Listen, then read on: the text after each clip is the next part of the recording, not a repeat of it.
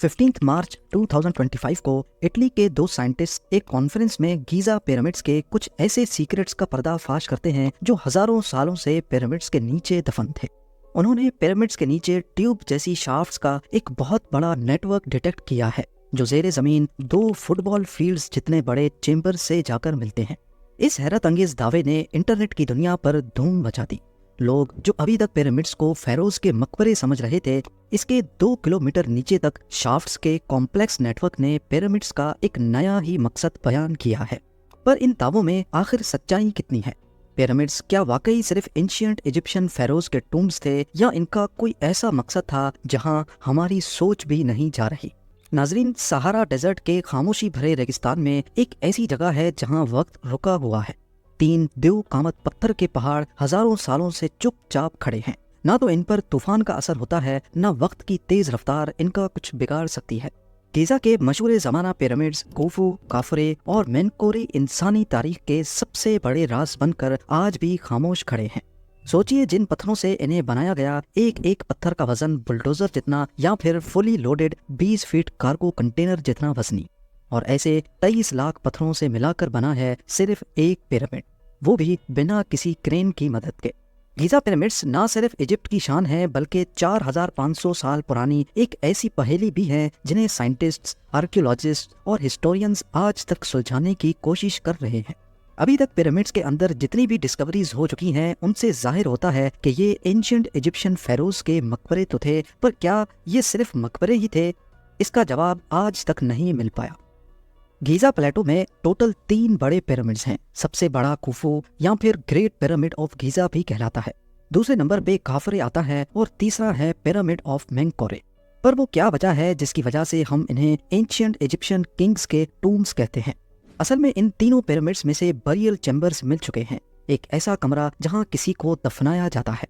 Khufu और काफरे pyramids में burial chambers के अंदर सरकोफेगस तो मिले, पर उनके अंदर कोई मम्मी नहीं थी।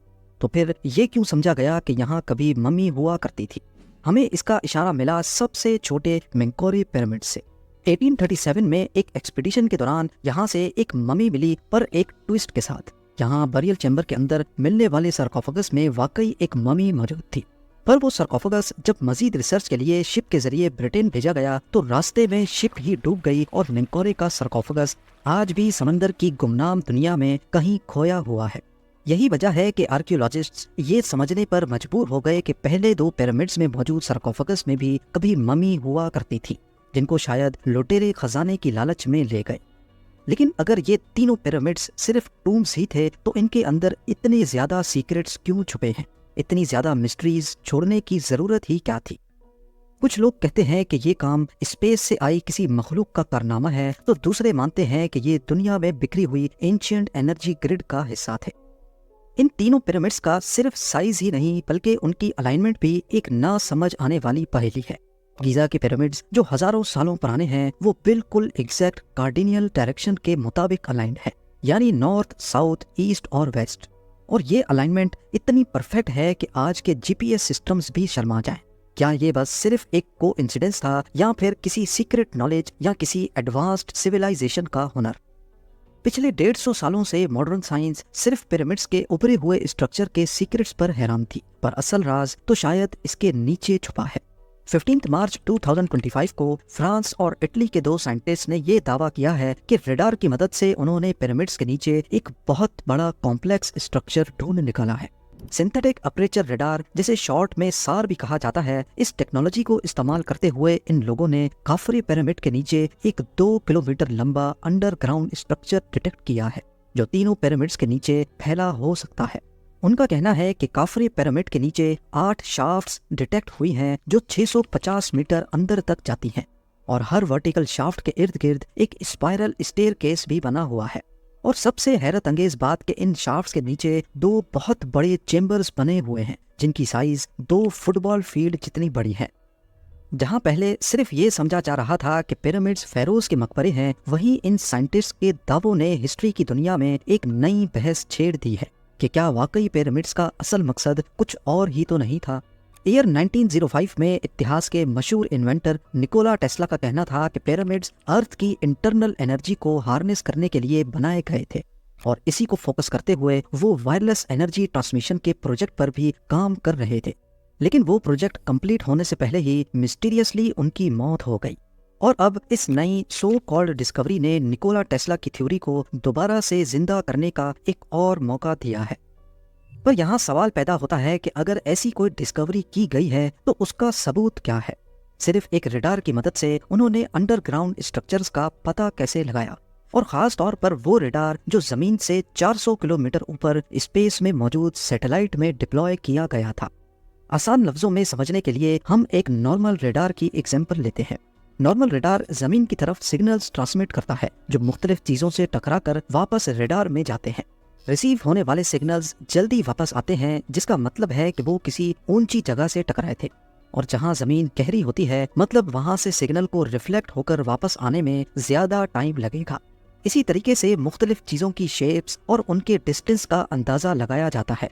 पर मसला ये है कि ये सिग्नल्स सख्त चीजों जैसा कि पत्थर के अंदर नहीं घुस सकते, और जमीन के अंदर भी सिर्फ चंद फीट्स तक अंदर घुस सकते हैं। तो फिर आखिर उन्होंने पिरामिड्स के 2 किलोमीटर नीचे तक स्ट्रक्चर्स कैसे डिटेक्ट किए? कोराडो मलिंगा और फिलिपो बायोंटी नामी साइंटिस्ट का कहना है कि उन्होंने अर्थ की वाइब्रेशन को सिग्नल के तौर पे इस्तेमाल किया है जो सिंथेटिक अपर्चर रडार में कैप्चर किए गए।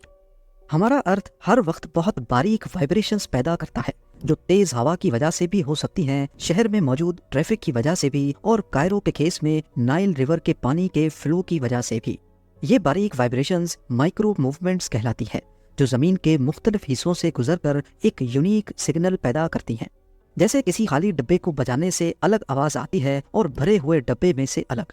इसी तरह जमीन के अंदर भी जो कैविटीज हैं, खाली जगह हैं, वहाँ वाइब्रेशन के सिग्नल्स नॉन कैविटी वाली जगहों से मुख्तलिफ होते हैं। उनका कहना है कि सार सैटेलाइट की मदद से उन्होंने पिरामिड की बहुत सारी तस्वीरें अलग अलग वक्त में कैप्चर की और उसकी वाइब्रेशंस को कंप्यूटर की मदद से एनालाइज किया। कंप्यूटर सॉफ्टवेयर ने वाइब्रेशंस के पैटर्न के हिसाब से ये अंदाजा लगाया कि किस पॉइंट पे जमीन के नीचे कौन सी शेप कितनी गहराई में हो सकती है, और इस डाटा को दी एक 3D पिक्चर की शक्ल जो सिर्फ एक अंदाजा है कि पिरामिड के नीचे 8 शाफ्ट्स हैं और उनके बॉटम पर 2 बहुत बड़े हॉलो चेंबर्स। पर हकीकत में ये दिखती कैसी हैं और ये पिरामिड्स के नीचे हैं भी या नहीं, इसके लिए तो एक्सकवेशन करने की जरूरत है। इन दावों को सच्चा साबित करने के लिए कोराडो मेलिंगा और फिलिपो बायोंडी ने पिरामिड्स के नीचे एक्सकवेशन की इजाजत मांगी है जो इजिप्ट की गवर्नमेंट किसी सूरत नहीं देने वाली। साइंटिफिक कम्युनिटी ने कोराडो मेलिंगा और फिलिपो बायोंडी के इस दावे को गलत कहा है। इजिप्ट के फेमस आर्कियोलॉजिस्ट जाही हवास का भी कहना है कि ये दावे सिर्फ फेम पाने के लिए किए गए हैं, जबकि इनमें किसी किस्म की सच्चाई नहीं है। साइंटिफिक कम्युनिटी का कहना है कि अगर ये टेक्नोलॉजी पिरामिड्स के नीचे की दुनिया के बारे में बता सकती है तो क्यों ना पहले इसको वहां टेस्ट किया जाए जिसके बारे में हमें पता है कि नीचे क्या मौजूद है। इससे इस टेक्नोलॉजी पर भरोसा करने की वजह मिल जाएगी।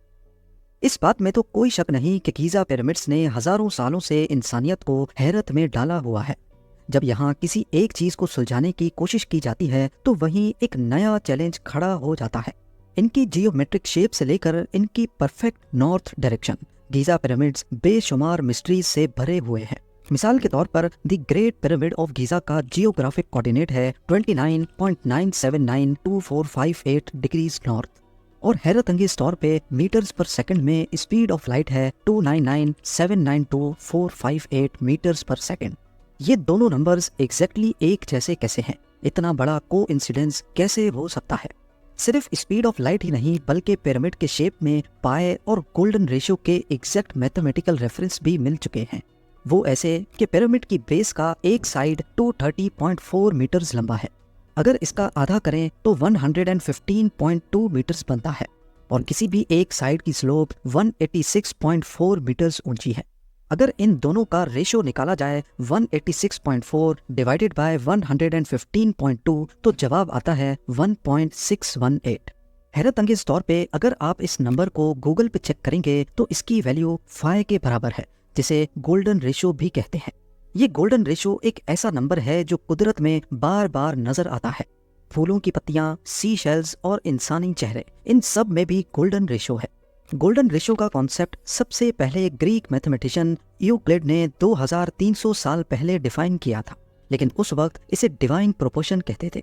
बाद में इसे आर्ट, नेचर और आर्किटेक्चर में बार बार यूज किया गया और आज हम इसे कहते हैं गोल्डन रेशो। तो क्या गोल्डन रेशो की वैल्यू को 4,500 साल पहले इस्तेमाल करना भी कोई इत्तेफाक ही था? इन सारी हकीकतों के साथ साथ अगर इटालियन साइंटिस्ट की ये अंडरग्राउंड स्ट्रक्चर्स वाली डिस्कवरी भी सच्ची निकली तो इसका मतलब है कि पिरामिड्स के बारे में हमारा अब तक अंदाजा पूरी तरह से गलत था। शायद जिन्होंने पत्थर के ये पहाड़ जमीन के ऊपर बनाए उन्होंने ही जमीन के नीचे भी कई राज छुपाए हैं। इस बारे में आपकी क्या राय है मुझे कमेंट सेक्शन में जरूर बताइएगा। मिलते हैं अगली शानदार वीडियो में।